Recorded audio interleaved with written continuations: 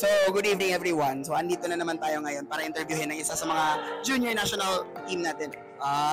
So, Diyos ko, may mga photobomb sa likod. Okay, so this time naman, before anything else, of course, parang di naman talaga need ng introduction kasi many of you guys know our guest today. Pero for the sake of introducing herself, introduce natin siya. Name, tsaka place kung saan galing, tsaka club affiliation na yun. Sige. Name muna. Hello, my name is... Ang cute na talaga ni Mary. Talagang mahihain to. Okay. Name lang, club affiliations, tsaka team. Club or kung may club ka ba or team ngayon, tapos place kung saan ka talaga galing. Okay, go. Ay po, ako po si Mary Destiny Untal. From place na lang. Place. From Tacorong City. Tacorong City. Okay.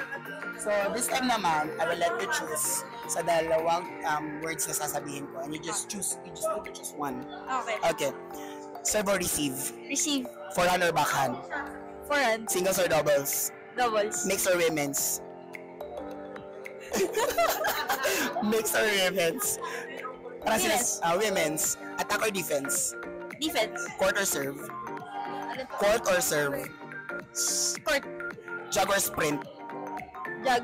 Rubber or towel grip? Towel grip. Yonex or Victor? Yonex. Black or white? Black. Lindan or Lichong Wei? Lindan. Tai Tsuyin or Ratchanok?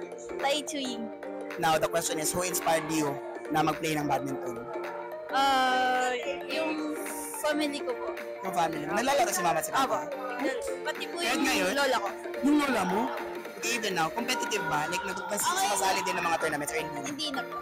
Pero before, nagsumasali. Before, Okay, so I think that's it for Mary on Tal. Sige po. Bye, guys. Bye.